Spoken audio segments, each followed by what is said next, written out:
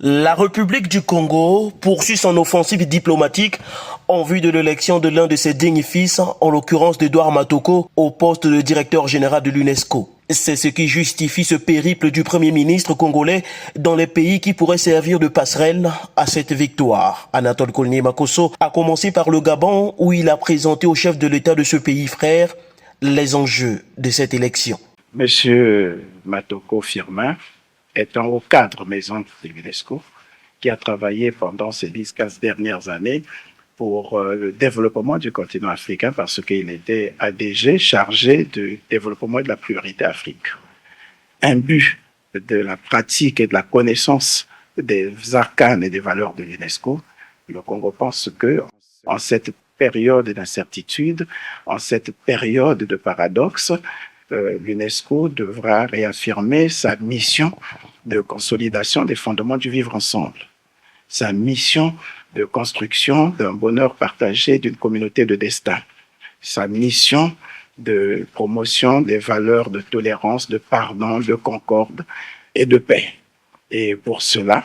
comme je l'ai dit, en tenant compte des grands bouleversements du monde actuellement, en tenant compte de la remise en cause du multilatéralisme actuellement, en tenant compte de tous les enjeux géopolitiques à travers le monde, il faut non pas seulement quelqu'un qui connaisse ces questions de l'extérieur, mais quelqu'un qui a vécu ces questions de l'intérieur et qui soit capable de promouvoir ces valeurs, parce qu'il faut quelqu'un qui connaisse ses susceptibilités, ses subtilités et les arcanes de l'UNESCO pour essayer de concilier les vues et promouvoir ces valeurs.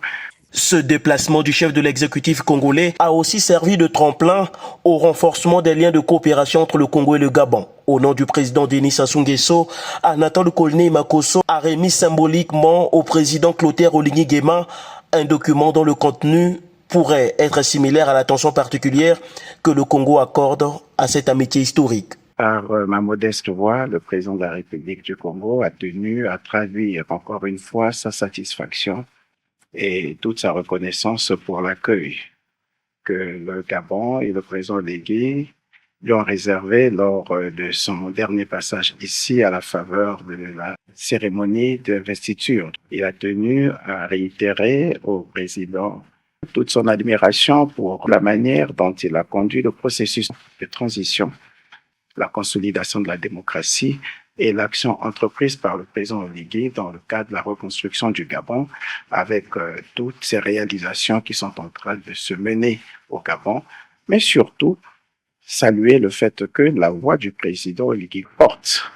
à l'intérieur du Gabon et à l'extérieur. On le ressent par l'action diplomatique que mène le président gabonais et le président en est heureux, satisfait et fier. Après le Gabon, le Premier ministre Anatole Koulibaly-Makosso mettra le cap sur d'autres pays afin de plaider en faveur du succès d'Edouard Matoko à la direction générale de l'UNESCO. Une victoire qui sera bénéfique non seulement pour le Congo, mais aussi pour l'Afrique tout entière.